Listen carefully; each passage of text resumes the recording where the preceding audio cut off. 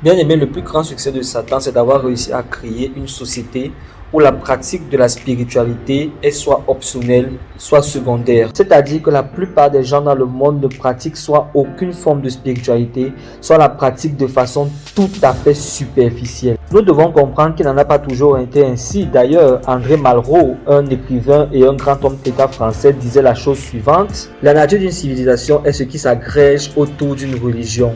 Notre civilisation est incapable de construire un temple ou un tombeau. Elle devra soit retrouver sa valeur fondamentale, soit elle se décomposera. Fin de citation. L'histoire nous montre très clairement que tous les grands empires se sont construits autour d'une spiritualité, quelle que soit sa forme. Et plus la pratique de cette spiritualité était profonde, plus la civilisation était florissante. Malheureusement, aujourd'hui, nous constatons l'avènement d'une génération qui n'a plus aucune notion de ce qui est sacré. Une génération qui ne comprend pas qu'il y a des choses qui nous dépassent et qui pourtant régissent consciemment ou inconsciemment notre vie. Une génération qui se croit tout permis et qui pense que cela sera sans conséquence.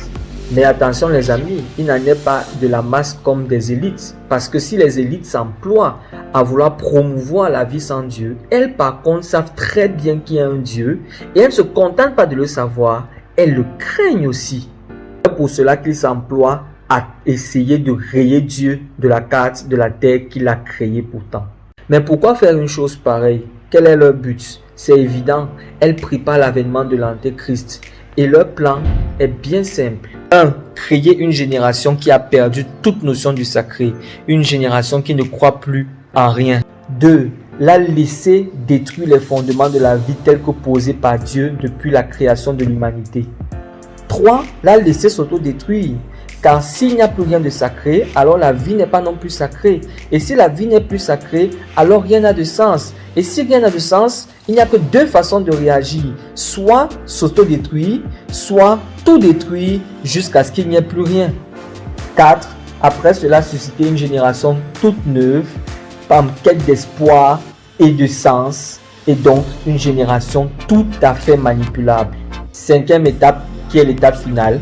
Face à ce chaos créé par Satan lui-même viendra, par l'intermédiaire de ses agents, proposer l'Antéchrist et sa spiritualité comme la solution à ce chaos que lui-même pourtant a créé. Les hommes n'accepteront pas la marque de la bête car ils y seront obligés. Les hommes accepteront la marque de la bête car ils y verront la solution. À la quête de la vie, ils trouveront la mort et ce processus, malheureusement mes amis, est enclenché depuis fort longtemps. Et bien aimé, si tu ne me crois pas, il te suffit d'allumer ta télé et constater par toi-même.